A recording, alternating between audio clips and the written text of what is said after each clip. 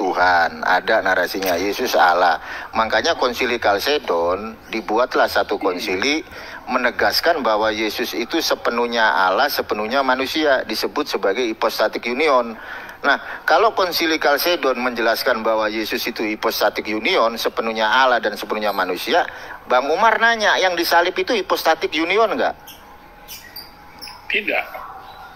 Oh, berarti salah, berarti ya. Konsilinya salah gitu. Gitu. Aduh.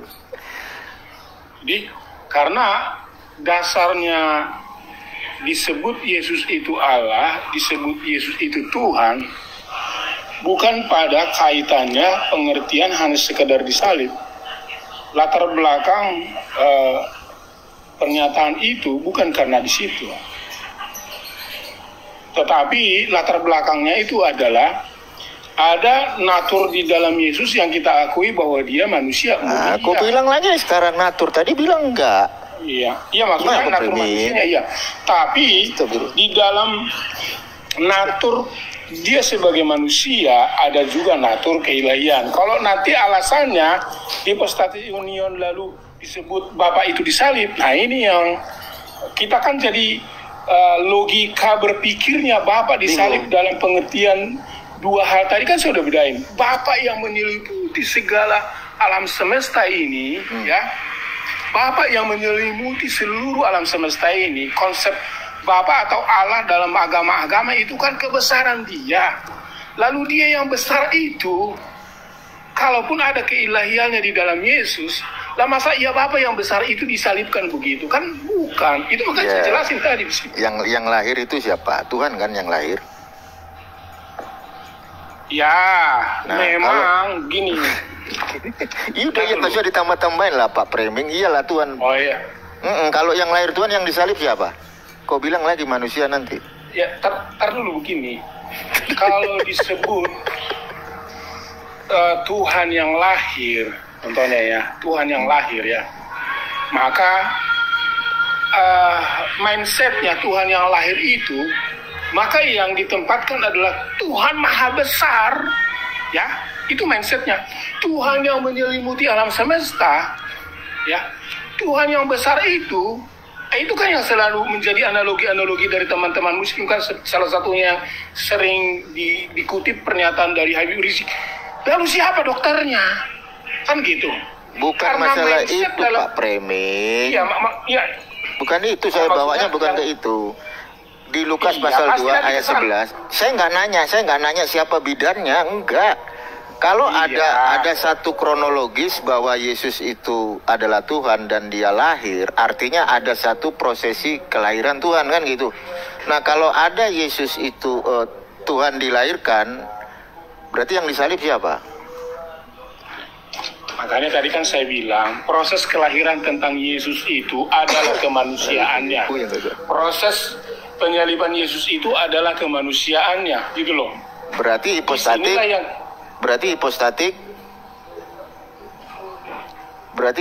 union. Yesus itu punya dua natur nggak? Iya. Nah, kenapa kok tadi bilang enggak gitu loh? Kan saya udah bilang tadi itu dua. Ya, Yesus punya dua natur. Apa aja naturnya? Manusia dan Allah kan? Terpisahkan nggak? Keilahian. Iya. Coba kita pahami dulu. Jangan dikonsep mindset gini. Bukan dikonsep mindsetnya. Enggak. Natur, gitu. Iya. Karena natur gini Pak Framing. Pelan-pelan. Keilahian aja. Iya, keilahian. Kita pelan-pelan. Keilahian kan berbicara tentang Tuhan kan gitu. Nah, ketika Yesus itu sepenuhnya Allah, sepenuhnya manusia, itu bisa terpisahkan nggak? Ya, secara manusia, secara pandangan kasat manusia, ya, itu ada sebuah hal yang terpisah karena kita tidak bisa menjangkau bagaimana yang satu ini naturnya di mana dan yang satu ini minatnya di mana gitu loh. Anda juga bidat. Bukan. Bidat Nestorian. Iya, astagfirullah. Bukan. Lanjut Pak Ustadz Albani. Coba Bapak kayak. Nah, jadi ketika kita sebut bahwa dia ada sebagai natur manusia, dia sebagai natur Bapa yang menyelimuti alam semesta, jangan dianggap yang menjadi sebuah pemikiran-pemikiran, oh iya, berarti Allah lahir, kan jadinya begitu. Tetapi yang kita lihat di sini adalah natur manusianya lahir dan natur manusianya yang mati. Nggak ada ya kayak gitu. Saya tanya ke Bapak dulu, saya tanya. Bapak percaya dua natur Yesus kan, tadi saya dengar. Iya kan? Ya. Yesus dua naturnya itu bisa dipisah apa tidak? Bisa dipisah atau tidak gitu? Iya. Dipisah dalam arti seperti apa? Ya seperti ketika Bapak katakan yang mati kemanusiaannya kan berarti dipisah itu. Ya, kemanusiaannya yang kita lihat mati. Berarti bisa dipisah. Nah, maksudnya kalau ketika dia mati, dalam arti dia mati seperti itu, dipisahnya apanya yang dipisah sekarang? Ya sekarang kalau saya tanya Bapak, yang mati apanya? Ya, diulang-ulang lagi dari tadi. Ya udah saya bilang natural. Ya, yang mati kemanusiaannya kan, ya keilahiannya. Iya. Keilahiannya. Ya enggak lah. Berarti dipisah dong itu. Enggak dipisah. Kok gimana cara berpikirnya? Satu mati, satu tidak, berarti kan tidak bersamaan. Berarti dipisah. Karena begini, keilahian itu kan tentu kita tidak bisa ukur sejauh mana pemilahan-pemilahan keilahian itu pada tubuh natur kemanusiaan Yesus. Gak bisa Bapak, kita pilih kapan jawab, dia waktu lahir lalu ini di nanti situ. Pak Jody kasih Bodrex lagi ke Bapak ini. Stok Bodrexnya sisa sedikit. Itu Bapak harus jelas karena ini kan menyangkut doktrin. Kecuali Bapak itu mau rombak konsili, mau menentang konsili. Nah, sekarang dia terpisah enggak naturnya? Kalau dibilang terpisah, dipisah dari mana? Aduh, ini coba kalau kamu, karena tidak ada konsili menjelaskan pemisahan pada saat lahir dan kematian. Bukan begitu mindset konsili. Nggak ada seperti itu konsili membuat sebuah mindset begitu. Kalian yang sekarang membuat framing itu, membenturkannya bahwa seolah-olah dalam kematian dan kelahiran terpisah. Nggak begitu. Latar belakang adanya pemahaman konsili itu dalam bentuk teologi yang disebut Tritunggal itu bukan karena lahir dan matinya, tetapi karena Yesus itu dari apa yang telah dipahami, ditemukan dan digali sampai dia naik ke surga hidup kekal, keilahiannya ada gitu loh. Nah sekarang kalau kita pisah-pisah di mananya? Sebab tidak bisa dipisahkan pada saat lahir dia manusia. Pada kapan dia keilahiannya udah nggak ada lagi setelah manusia? Nggak ada seperti itu. Pada saat dia mati di kayu salib. Lalu pada saat kapan keilahiannya itu tidak mati lagi? Nggak ada seperti itu. Gitu loh. Coba Bapak saya tanya dulu lah gampang. Bapak tahu konsili enggak? Ya. Konsili yang menetapkan dua natur Yesus itu di konsili apa? Di konsili apa tuh? Lupa lagi.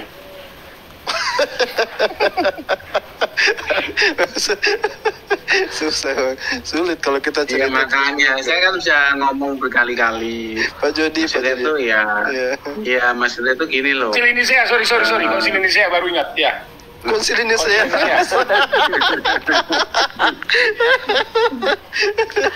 Pak Jody, Bodrexnya Pak Jody, kasih Bodrex Pak Jody. Enggak gini loh, saya tuh berkali-kali udah ngomong termasuk apa Andy Celebes ya. Gini kan dia itu kan kalau ngajak Apologet Kristen masuk ke channel dia, terus membahas topik ini, itu apa ya kenceng banget begitu loh. Dan harapannya tuh terlalu mewah gitu loh, bahwa yang masuk itu ngerti gitu loh. Makanya kan saya kasih nasihat sama dia, Mas ini itu, kalau bisa itu diajak bareng-bareng baca dulu apa itu konsili Nicea, apa itu konsili Konstantinopel, diajak baca dulu bareng aja. Jadi itu aja sudah saya acungi jempol 2, bukan 1 loh, 2. Nah, kenapa demikian ya? Karena di dalam dunia kekristenan ya, ini menurut saya walaupun agak subjektif ya, itu memang ada semacam menurut saya ya, ada kesengajaan. Ada suatu macam kesengajaan, memang umat itu sengaja dibuat untuk tidak tahu. Gitu. Kalaupun tahu pun, itu narasi-narasinya tuh cukup aneh gitu loh. Tidak memiliki kopling yang tepat. Nah itu, makanya kan ketika ya para apologet Kristen itu belajar autodidak secara mandiri ya di Wikipedia atau di buku manapun gitu, mereka kebingungan di dalam menyimpulkan. Gitu. Makanya begini, makanya saya kan selalu bilang sama Bro Valen. Jadi misalkan lawan diskusimu apologet Kristen itu nggak terlalu mudeng, ya kamu ya legowo, ya jangan ngebully, terus jangan apa gitu. Jadi dibuat slogan dulu saja. Karena saya sudah berulang kali bertemu itu memang beberapa orang itu nggak mudeng sama sekali tentang eksegesis bapak-bapak gereja, tentang konsili nggak mudeng. Yang dianatema itu siapa nggak mudeng, dampaknya seperti apa nggak mudeng. Nah saya akan mencoba ya berbicara kepada Pak Framing. Jadi sebetulnya tentang Duinatur itu Pak Framing ya, itu adalah berbicara tentang apa yang diputuskan di Konsili Kalsedon. Nah Konsili Kalsedon ini ya menganatema bidat monofisit. Ya bidat monofisit itu lahir dari eksegesis hakikat Allah yang memiliki warna doktrin oneness. Gitu. Nah tokohnya untuk saat itu yang di anatema itu adalah Eutyches. Ya. Jadi kalau Pak Framing ini ya, misalkan memiliki narasi bahwa Allah itu hanya satu entitas, Allah itu hanya satu pribadi, saya ngomong satu pribadi loh ya. Satu entitas, satu pribadi, satu hayat hidup mandiri. Nah, itu doktrinnya breakdown ke bawahnya, ya, breakdown ke bawahnya itu adalah pengejauhan tahan dari doktrin kristologi. Jadi kalau warna doktrin eksegesis hakikat Allahnya itu oneness, kristologinya itu pasti monofisit. Nah gitu. Nah sama seperti si siapa itu tadi itu Bro Herdi ya, Malikil itu yang monofisit ya. Jadi monofisit itu adalah kedikdayaan pribadi yang di dalam kepompong Yesus Kristus ini melebihi dari kelemahan kodratnya. Dia diberi kepompong manusia itu limit delta X mendekati 0. Nah makanya Pak Framing itu harus hati-hati ya, terpengaruh kepada para teolog yang menarasikan Allah Esa begitu. Kenapa harus hati-hati? Ya karena jatuhnya itu kalau dia tuh menarasikan Allah itu Esa, Allah itu hanya satu pribadi, memiliki resiko doktrin kristologi monofisit menjadi sumber bidat di dalam Konsili Kalsedon. Nah kira-kira begitu Pak Framing. Silakan lanjut. Makasih. Maaf ya, bukan bermaksud ketawa itu, karena gini, dari tadi saya betul kata Pak Jody tadi, ekspektasi kita yang ketinggian, mungkin terlalu mewah untuk beranggapan bahwa teman-teman Kristen itu sudah memang paham dengan doktrin-doktrin dan konsili. Nah ini juga memang saya pikir ya, mungkin salah satu masukan kepada para penganut Tritunggal itu, mungkin sebelum masuk ke dunia diskusi, untuk mereka juga mungkin paling tidak belajar dulu tentang doktrin ketika mereka mengimani the Seven Ecumenical Council itu kan. Jadi pada tahu mana yang pemahaman yang menurut gereja itu bidat gitu. Karena ini kan harus dia tahu bahwa saya dampak dari Eutyches itu nanti kemudian di anatema itu nanti berujung kepada munculnya gereja ortodoks, mungkin gereja Kristen Koptik lah tepatnya nanti di Mesir. Ini kan bagian yang harus dipahami ya. Jadi orang jadi tahu ternyata yang dilawan itu yang misalnya yang dihadapi sama teman-teman Tritunggal ini itu memang sudah pernah dulu muncul di era-era konsili itu, dan muncul lagi di saat era sekarang. Yang lucunya itu begini, saya nggak tahu ya apa itu narasi yang dicoba untuk dikawin-kawinkan gitu. Misalnya menurut saya ini Tritunggal yang tidak punya integritas. Saya suka dengan istilah Pak Jody, Tritunggal yang tidak punya integritas. Kalau yang Oneness itu kan tadi RD dengan lantang mati. Ya kalau Tritunggal yang punya integritas, pasti dia akan betul-betul ngotot dengan hypostatic union itu, dengan cara 3 komunikasi yang pernah saya jabarkan itu, dia akan tetap dengan prinsip itu. Nah, yang ada, dan itu sekali lagi yang Pak Jody bilang betul, yang ada nanti yang Tritunggal yang memang setengah-setengah ini itu akan lebih berpindah jemaat ya, kepada yang Herdi tidak mau dibilangi Oneness, tapi ya mereka sejatinya Oneness, atau tadi istilahnya monofisit, atau mono itu satu, monofisit itu kodrat, cuma satu kodrat aja. Ya. Nggak nyambung. Begini Pak. Ini coba dengan Pak Jordi. Ini sepertinya ada. Sebentar Pak Alwan. Ini betul-betul nggak nyambung. Karena begini Pak. Begini Pak Alwan. Sebentar. Betul. Saya nggak bohong. Karena begini Pak Alwan. Kita harus membedakan dulu antara Tritunggal dan Duinatur Yesus, atau yang tadi disebut dengan hypostatic union itu. Itu harus dibedakan dulu. Karena hypostatic union atau monofisit itu sama sekali tidak berbicara mengenai Tritunggal, enggak. Hypostatic union bukan monofisit. Dari mana hypostatic union itu monofisit? Ya, siapa yang bilang hypostatic union itu monofisit? Enggak, hypostatic union itu sebentar. Saya bicara dulu. Hypostatic union itu monofisit. Bukan sama sekali. Nah, Anda potong, Anda salahkan lagi bicara dulu. Dengar dulu. Hypostatic union itu apakah monofisit? Iya, dengar dulu. Bukan. Makanya begini. Hypostatic union atau paham monofisit. Jadi paham hypostatic union atau paham monofisit, Anda pahami dulu Bu, warna kalimat saya. Jadi seperti ini, paham, begini Pak, kenapa bisa adanya Duinatur Kristus atau hypostatic union ini dan paham monofisit, ya, itu sama sekali tidak berbicara, jadi begini silakan.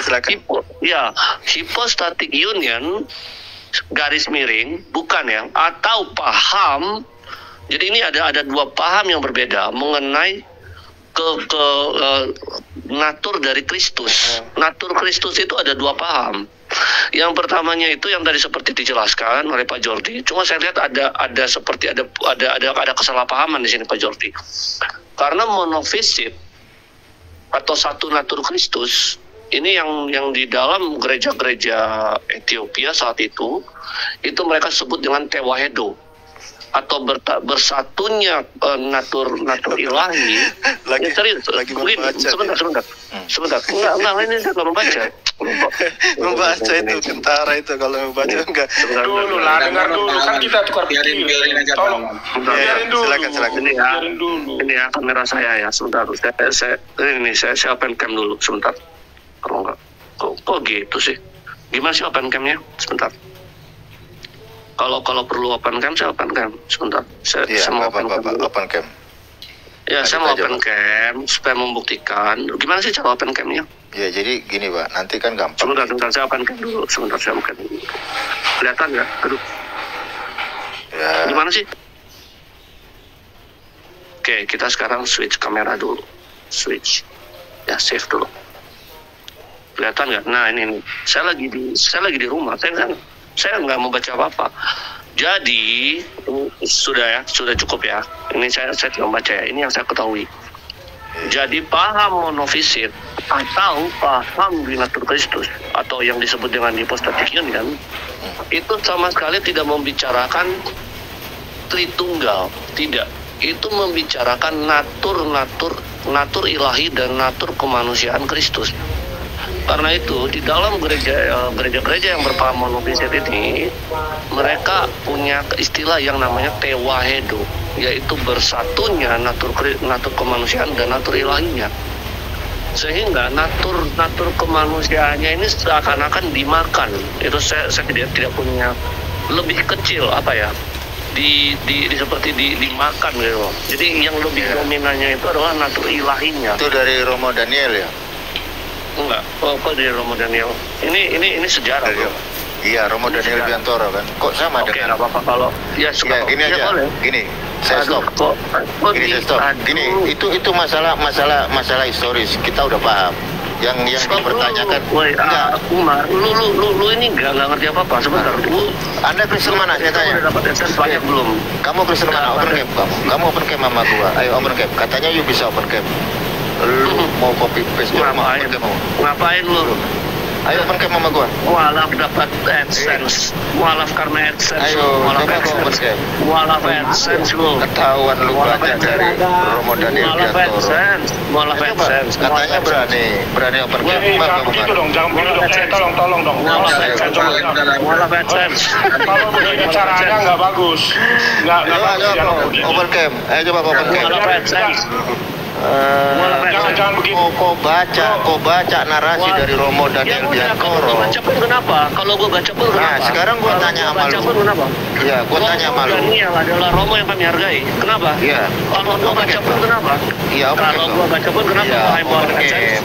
Kamu Mualaf open camp. AdSense. Kalau gue baca pun kenapa? Lah iya, open camp kau sama saya. Tadi kok enggak ya? Mualaf AdSense.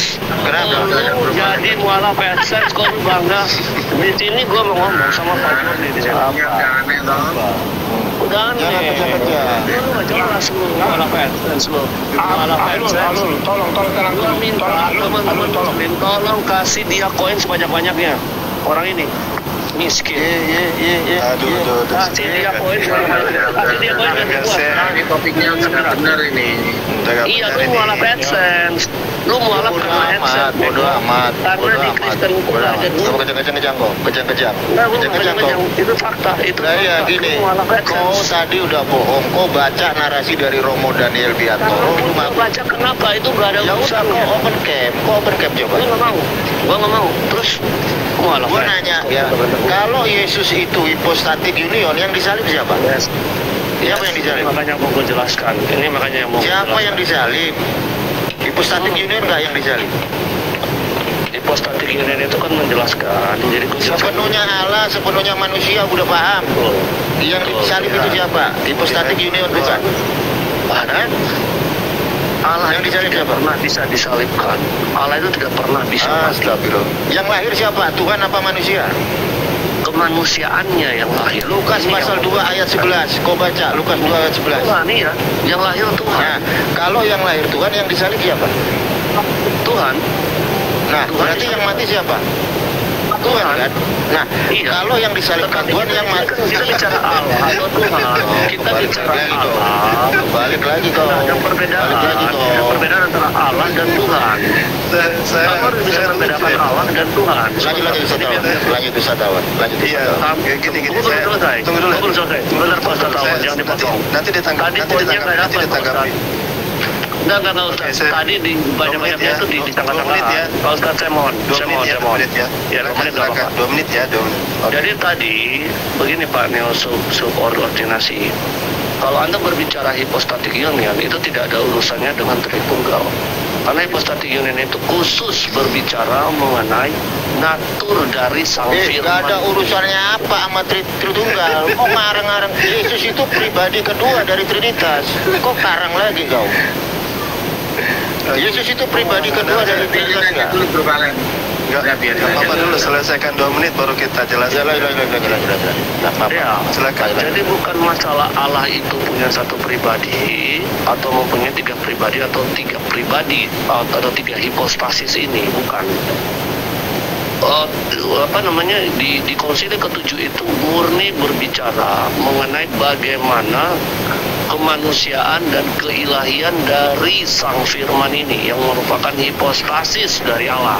Nah, itu harus bisa dibedakan Pak Neo.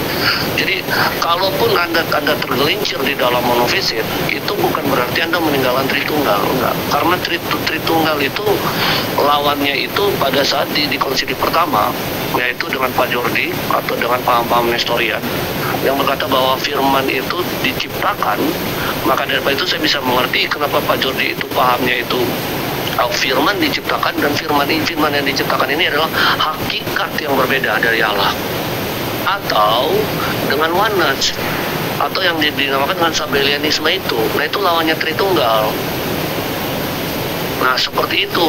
Jadi harus jadi begini. Sedikit lagi. Teman-teman harus bisa membedakan dulu, harus bisa memisahkan, ya. Tritunggal itu murni kita berbicara mengenai ke Allah ini. Dan kita kalau sudah berbicara mengenai firman menjadi manusia, itu yang tadi sudah masuk ke dalam Kristus. Yang masuknya itu ke dalam monofisit, garis miring paham. Ini bukan ya, masih ada dua paham di sini ya. Paham monofisit atau paham hypostatic union atau duinatur Kristus. Nah, seperti itu. Nah, Pak Jordi pun bisa dengan Pak Jordi pun bisa dengan neo subordinasinya ini. Apakah Pak Jordi memahami bahwa Allah Kristus itu mempunyai dua natur? Satu natur yang pemakan. Nah, makna tewahedo ini yang akhirnya diserap oleh Islam dan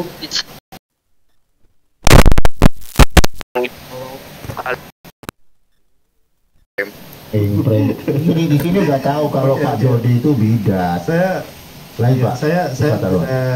tanggapi ya Bang Umar. Jadi saya nggak tahu tiba-tiba datang lalu menyalah-nyalahkan. Saya nggak tahu ini mana yang paham dan mana yang nggak paham ya. Jangan sampai kami Muslim mengajari doktrin kekristenan. Tadi dikatakan bahwasanya duinatur Yesus itu tidak ada hubungannya dengan hypostatic union. Hypostatic union itu adalah cara untuk memahami Tritunggal itu dan dua natur Yesus. Kok salah? Ya sudah, sebentar gini giliran saya udah nanti. Saya harus luruskan karena Anda sudah salah. Oke, mana yang salah? Hypostatic union itu berbicara mengenai duinatur Kristus yang tidak bercampur ini. Itu ya. Iya, sebelumnya hypostatic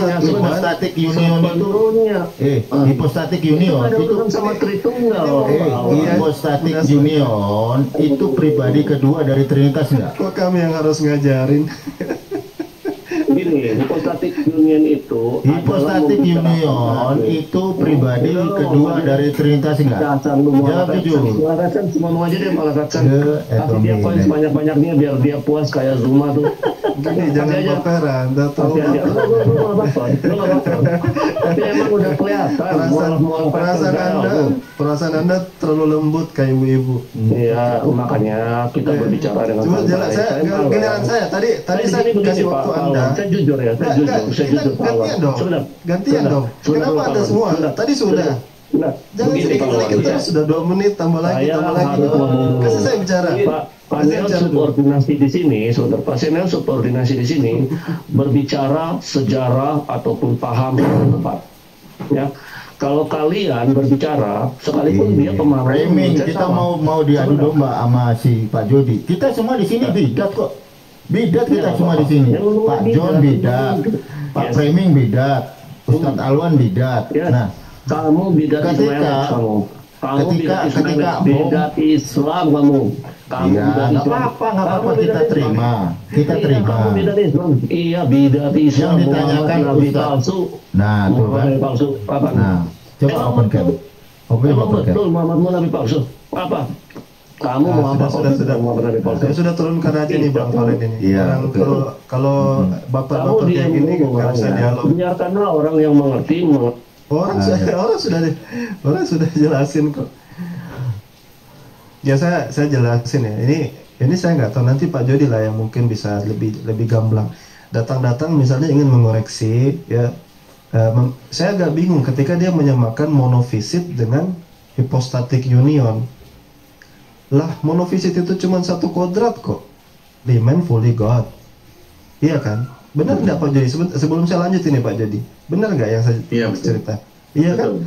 Jadi dua natur itu satu tidak bisa tidak terpisah, yang tidak bisa terpisah makanya dikatakan hypostatic union. Nah, monofisit itu adalah pemahaman bahwa Yesus itu Kristus itu hanya punya satu kodrat ilahi saja, atau yang dicanangkan oleh Eutyches. Maka saya katakan kan itu ada nanti skisma lagi tuh, ada skisma karena kalau nggak salah itu Kristen Koptik, itu akhirnya punya sendiri. Dulu ada dialog antara Hussein dengan salah seorang pendebat Arab, saya nonton langsung itu, terus dia tanya itu, apakah Tuhanmu mati? Dia bilang iya, Tuhan saya mati, sama seperti Herdi. Makanya kurang lebih ini kalau dia tidak bisa bedakan mana hypostatic union, mana monos fisik, saya pikir mungkin apa ya, keluarga Iman Rusuli yang dibimbing oleh Ndeking Gadas itu harus banyak buka kelas training. Semestinya gitu tuh. Setuju nggak Pak Jody? Saya lihat Pak Jody itu apa ya, kalau saya bicara dengan beliau itu nyambung beliau gitu. Karena konsili-konsili itu beliau tahu tentang konsep, makanya ketika beliau menggugat konsep Tritunggal, menurut saya belum punya dasar gitu, ada dasarnya. Tapi teman-teman yang tadi ini yang datang ingin mengoreksi, justru dia tidak ngerti tentang apa yang dia bela gitu. Dia ingin seperti Irenaeus yang melawan heresi, atau Tertullianus yang melawan heresi atau bidat, tapi kemampuannya tidak sampai di situ. Nah itu yang saya pikir kita mungkin terlalu beranggapan bahwa mereka ini pada paham semua dengan doktrin yang mereka imani. Ternyata memang tidak benar, sekali lagi kata Pak Jody. Ya begitu aja. Ya betul. Jadi memang kalau kita sedang berdiskusi ya dengan apologet Kristen yang mencoba membahas ini ya. Jadi yang pertama itu kita tuh berpikir nggak usah terlalu berharap tinggi-tinggi. Maksudnya itu dibuat slogan dulu saja gitu. Karena apa? Itu nanti itu jatuhnya tuh seperti Henry Celebes. Ya, dia tuh kenceng bertanya begitu. Dan nggak ngerti sama sekali yang dia tanyakan itu. Nah jadinya malah Mas Hendy-nya tuh yang emosi begitu. Nah itu sikap yang salah ya. Makanya tadi udah saya klarifikasi ya. Jadi entah bagaimana ya, saya tidak tahu ya. Umat Kristen itu ada di dalam situasi dan kondisi cukup memprihatinkan. Ya, entah itu disengaja atau tidak ya, saya tidak tahu ya. Ada suatu keadaan.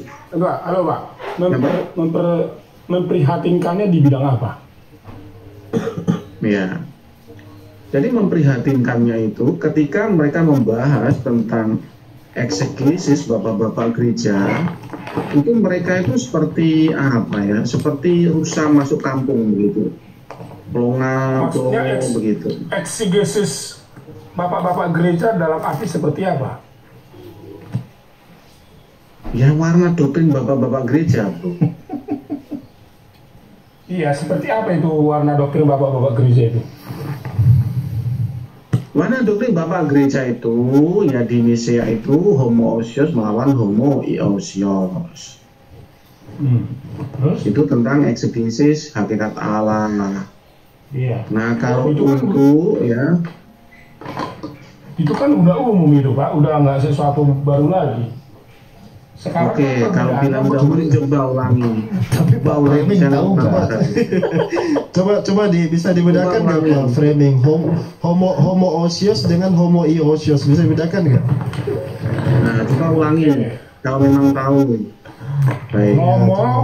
Homoousios dengan homoiousios. Ya. Osios dan homoousios dan lawannya ya. Iousios ya. Homoousios dan homoiousios ya. Bedanya di Iousios dan ya. Homoousios. Nah, katanya kan tahu. Saya hanya nuntut supaya panjenengan ngulangi aja loh.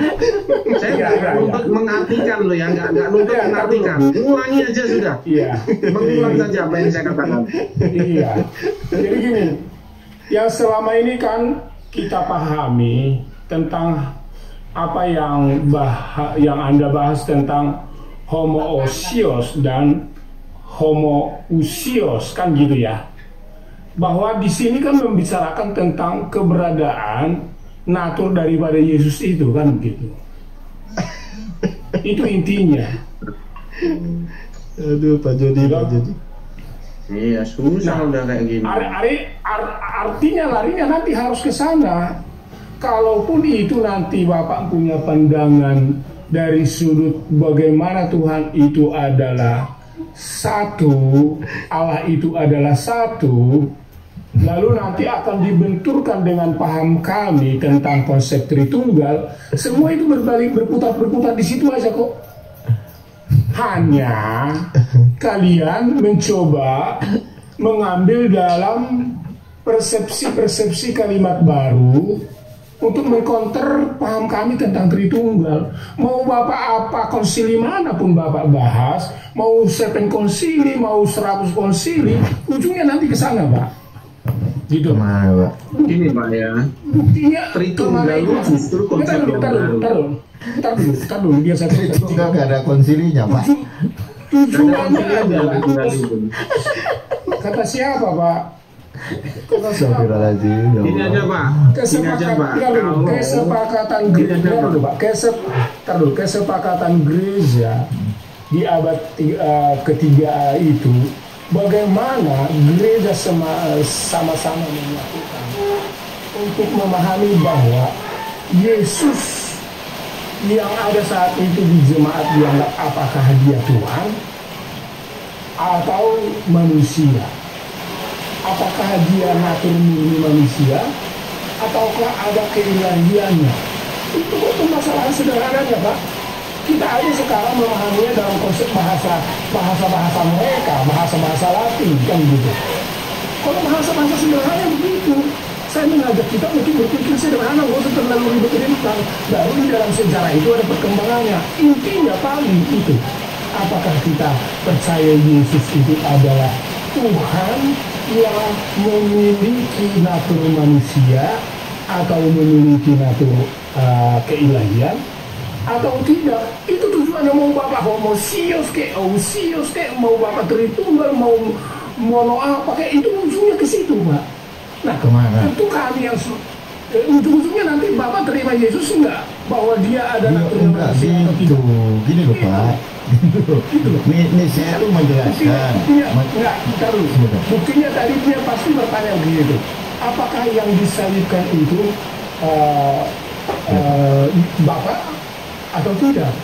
Apakah yang lahir itu Tuhan atau tidak? Kan ujung-ujungnya ke situ, Pak.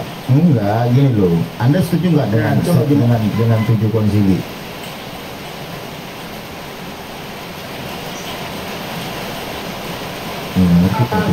Konsili semua sejarah silahkan, tapi pada prinsip dari yang paling fundamental kan 7 konsili.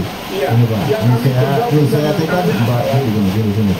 Yang dibahas itu kan, kalau Trias itu kan selesai akhir abad keempat. Nicea itu kan membahas tentang homoousios kan gitu. Dari konsili Nicea ada beberapa gereja namanya Eutyches di konsili Konstantinopel sebelum Kalsedon. Nah, Anda setuju nggak kalau Yesus itu memiliki dui natur? Iya, juga. Nah, kalau Yesus memiliki dui natur, yang disalib siapa? Nah, itu kan jawabannya jadi ke situ. Pertanyaannya kan jadi ke situ. Nah, iya kan udah saya harus kan, Pak. Iya, kan kalau Yesus itu memiliki konsep dui natur. Rumusan konsep dui natur itu bukan tujuan apakah dia yang lahir manusia atau Tuhan.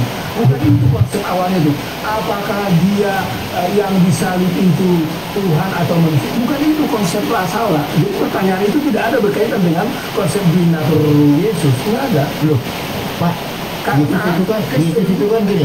Yesus itu kan sepenuhnya Allah, sepenuhnya manusia. Yang lahir kan juga hipostatik union, sepenuhnya Allah, sepenuhnya manusia. Yang disalibkan hipostatik union bukan?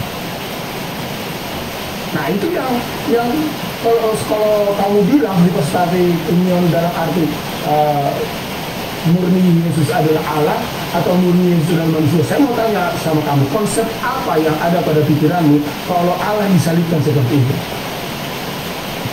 Pertama, sudah ditegaskan dalam konsili kalau hipostatik union nah, itu dulu jawab. Konsep apa yang kamu pahami? Yesus itu sepenuhnya Allah, sepenuhnya manusia. Kalau Yesus sepenuhnya Allah, sepenuhnya manusia, ya berarti yang disalibkan hipostatik union.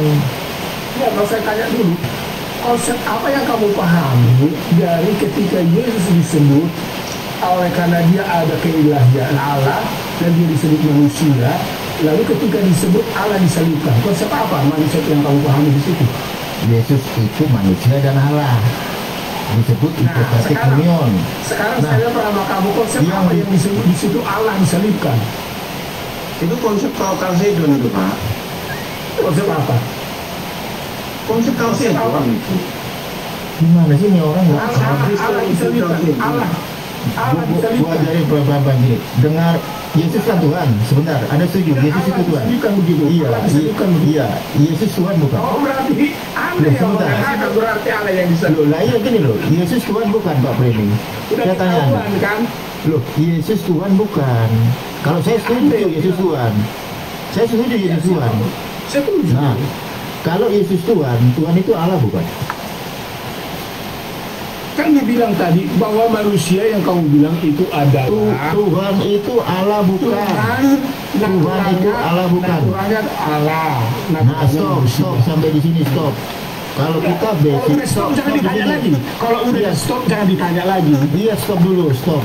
Dengarlah Israel, Tuhan itu Allah kita. Berarti Allah kita siapa? Tuhan. Dan di konsili Kalsedon, Yesus itu hipostatik union, sepenuhnya manusia, sepenuhnya Allah. Yang disalib adalah hipostatik union. Siapa hipostatik? Loh, kok jangan disalib lagi? Terus siapa yang disalib? Karena tidak ada di situ kaitan. Loh, berarti nggak ada Yesus disalib. Berarti Yesus disalib nggak ada. Nah, kalau Yesus disalib, yang disalib siapa? Di mana itu? Di mana ada narasi seperti itu? Ya, itu yang Eloi yang berseru dia. Terus 1 Korintus 11 ayat 26. Bukan dong itu. Kematian Tuhan mati itu. Oh, itu kan cerita masa di mana dia ada. Nah iya, berarti Anda setuju dong kalau Tuhan mati? Ya, artinya kan. Anda setuju nggak Tuhan mati? Anda setuju nggak Tuhan mati? Ya, ntar dulu. Loh, Anda setuju nggak Tuhan mati? Karena Tuhan itu Allah. Enggak, dengar dulu.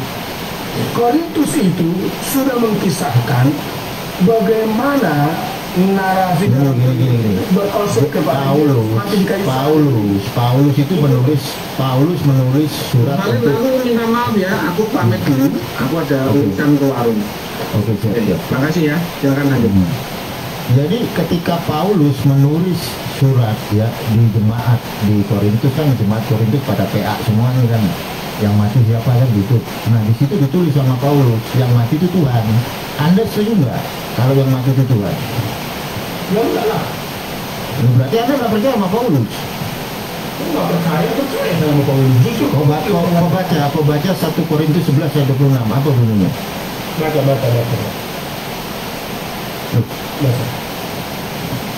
Astagfirullahaladzim, belum buka laptop lagi nih. Ada kematian Tuhan di situ.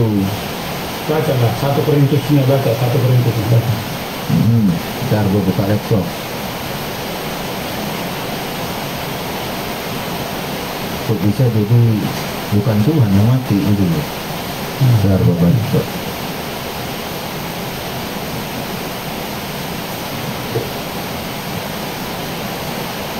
Gak ada Pak, saya menolak Yesus Tuhan, gak pernah. Yesus itu Tuhan, Allah juga malahan.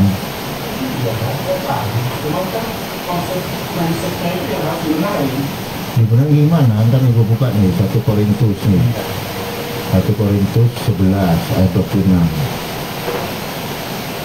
Gue bacain Pak ya.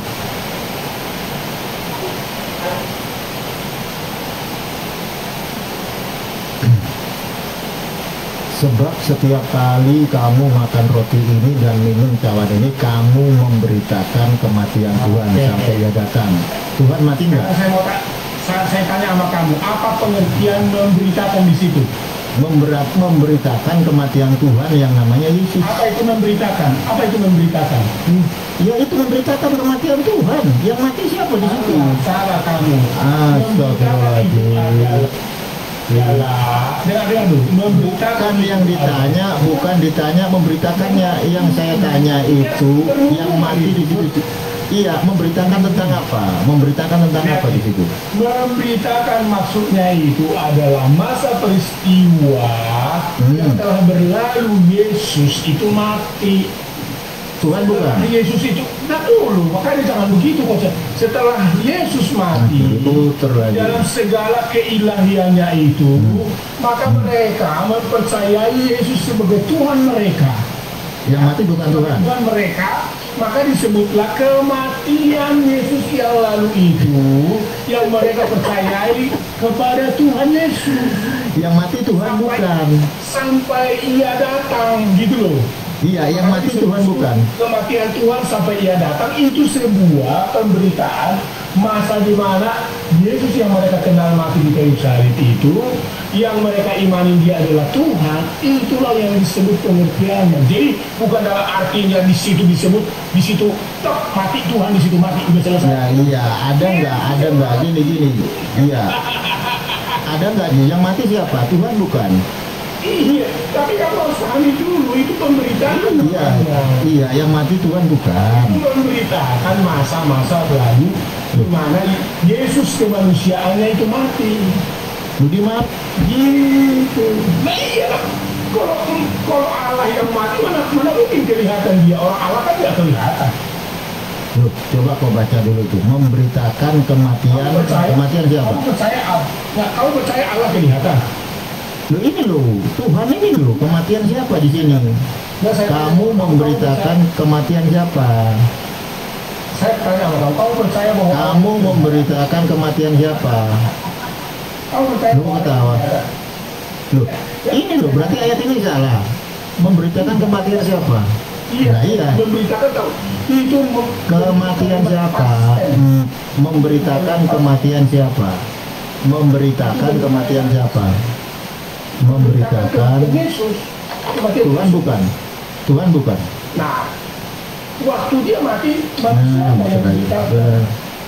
berarti kamu ayat ini aja udah jelas terjemahannya, kematian Tuhan, memberitakan kematian Tuhan sampai ya. Kamu baca original teksnya bukan seperti itu. Coba kau baca original teksnya mana? Original teksnya itu adalah bentuk pastel. Wah, marah itu mengartikan bahwa itu adalah sebuah. Dan. Gua siapa dulu? Aku ngarang-ngarang kok framing. Orang udah jelas kematian Tuhan kok karang lagi. Assalamualaikum.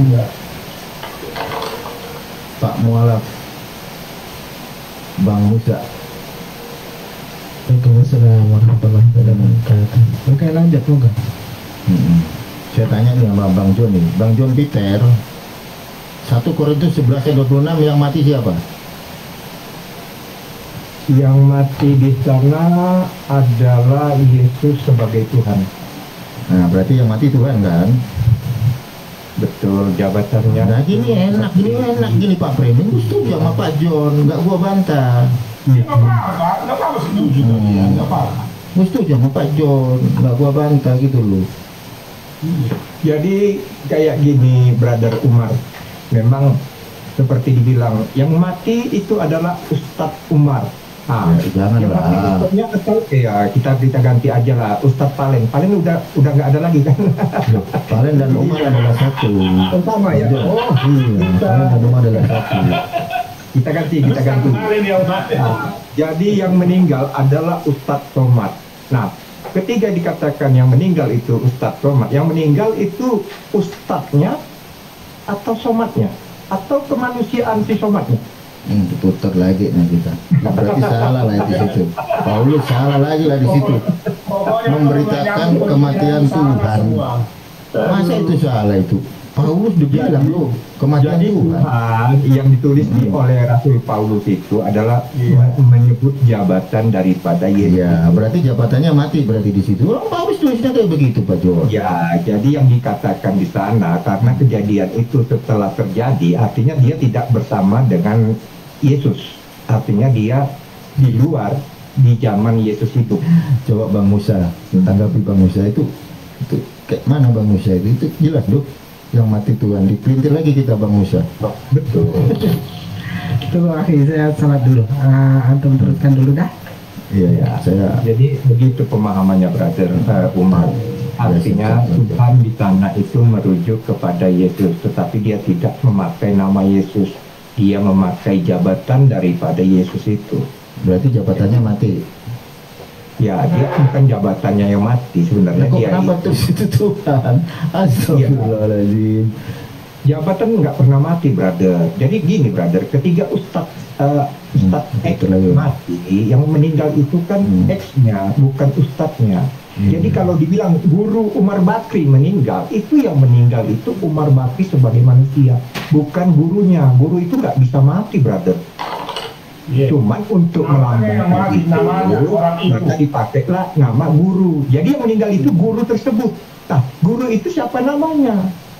Nah, salah berarti 1 Korintus salah berarti ya? Enggak salah. Dia memakai alibi nama, menggantikan sosok itu dengan kata Tuhan, dengan kata berarti kematian siapa? Yang menyebutkan daripada Yesus. Itu Tuhan. Iya, setelah Yesus naik ke surga, Paulus ini meyakini bahwa Yesus itu adalah Tuhan itu sendiri. Jadi dia mengganti kata Yesus dengan kata Tuhan, gitu, brother. Berarti yang mati kan Tuhan. Ya, bisa seperti itulah menurut Paulus. Saya gitu aja kok diputer-puter coba. Iya, dia benar gitu loh. Makanya harus belajar Alkitab sebelum murtad. Ya kan matinya kan Tuhan yang mati. Belum walaf, harus belajar. Jadi saya naikkan nih. Gimana sih orang yang mati Tuhan kok saya yang disalahin? Jadi gelar itu nggak bisa mati, brother. Yang mati itu kemanusiaan. Loh, itu Tuhan. Iya, Tuhan itu gelar atau wujud hakikat menurut Anda itu? Pak Tono, nanya Pak Tono, itu yang menjualnya Pak Tono yang mati Tuhan. Tuhan itu nama atau apa? Atau gelar? 2000 tahun masa ribut dengan Yahudi gondrong gitu. Musim buah hara aja nggak tahu aku jadi Tuhan, kan idiot tuh namanya. 2000 tahun kalian nih ribut terus tuh, oten bego musim buah hara aja nggak tahu Yahudi gondrong itu. Jangan kejang-kejang, brother, biasa aja kan kejang-kejang. Kalau mau mau habis kami nggak dengan Ustaz Umar. Ya dikasih sama Ustaz Umar. Jangan minta Ustaz lah, inilah itulah. Kau nggak mengakui Umar Ustaz. Musim buah aja anda tahu gimana pula musim buahan? Emang ada musim di kampung seorang, di kampung seorang Indonesia. Katanya kecil-kecil sekolah, sampai umur 30 tahun. Di Indonesia nggak ada musim buah. Musim buah aja anda tahu. Kau bilang Tuhan, mana cerita itu? Di Indonesia nggak ada dipakai isi kepala tuh, men. Ada musim buah arah di Indonesia. Isi kepala, jadi pakai tahu. Dipakai. Musim buah arah di Indonesia. Di Indonesia musim itu buah arah ada tahu di kampung di seorang. Sambil ngopi, dia pokok kayu itu kena lapar. Kan lucu tuh hadiahnya. Yang ada. Kopi dulu. Otak kepalanya ditaruh di mana itu? Makanya tuh otak kepala kan di mana? Yahudi gondrong berwajah bule dijadikan Tuhan gitu. Yahudi gondrong berwajah bule, ya kan? Mati terkutuk di kayu salib dijadikan Tuhan. Dari mana ceritanya tuh? Woi, dengar nggak? Ada enggak tuh? Hah? Mati terkutuk, kata Paulus bilang, membebaskan kalian dari hukum Taurat itu, ya kan? Tapi giliran besar nggak bisa dilihat wajahnya. Nabi nggak itu? Loh, kami bilang gambarnya ada orang lain. Kalau dibikin gambar, kita begitu. Nanti ada bilang ya, itu bukan gambar Tuhan itu. Ya, itu gambar tukang sampah, nanti bilang gitu loh. Kalau dibikin gambar, nanti ada yang bilang itu bukan gambar Tuhan, itu gambar tukang sampah tetangga aku, kata Paul Jong bilang. Lahir. Makanya tadi aku bilang, ya kan? Terus, ya kan? Dia Tuhan gondrong, idiot. Musim buah hara tidak tahu, ya kan? Punya anak. Hanya nggak bisa mak Tuhan kau tujak kawin dengan laki-laki 90 tahun, tahu tidak? Kan? Mak Tuhan kau tuh gimana itu? Di versi Bible laki-laki 90 tahun loh dikawinkan itu. Dia punya istri.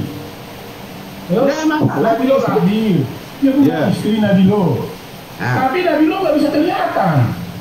Jin apa? Itu apa lagi? Nabi Lo jin. Sekarang mak Tuhan kau kawin dengan laki-laki 90 tahun, tukang kayu. Gimana itu? Bagaimana? Gimana itu? Ada Nabi, istrinya ada. Ya. Ada anak. Ada Tuhan. Tapi masa gondrong. wajah-wajahnya nggak kelihatan? Ya kan? Laki-laki Yahudi idiot, tidak tahu musim buah haram. Dibilang Tuhan. Rambutnya digambarkan orang Prancis keriting lagi. Rambutnya digambarkan orang Prancis keriting lagi. Gimana ini? Gondrong laki-laki Yahudi itu wajahnya bule. Orang Eropa bagaimana cerita itu? Punya istri Orang Yahudi laki-laki gondrong mati di tiga yang salib, habis miras oplosan, ya kan mati di tiga yang salib, habis diberi racun miras oplosan yang direndam dengan bunga kerang putih, mampus dia. Tiba-tiba jadi Tuhan itu. Bagaimana itu ceritanya itu? Ada tiba-tiba Nabi lahir, ada maknya, ada istrinya. Terus? Tapi yang lucunya, wajahnya nggak bisa difoto, nggak bisa Kalau difoto, kalau ini wajahnya difoto, kau dengar dulu. Kalau wajah difoto, nanti dibilang orang nanti itu bukan Tuhan, itu bukan foto Tuhan itu foto tukang sampah di tetangga aku nanti, kata Paul Jong. Makanya dilarang bikin foto, ya kan? Nanti disembah-sembah nanti, ya kan? Kayak Yahudi gondrong itu, kayak Yahudi gondrong itu, yang si idiot tunggu itu, yang nggak tahu musim buah hara itu, yang pahanya punya tato itu, ya kan? Yang pahanya punya tato.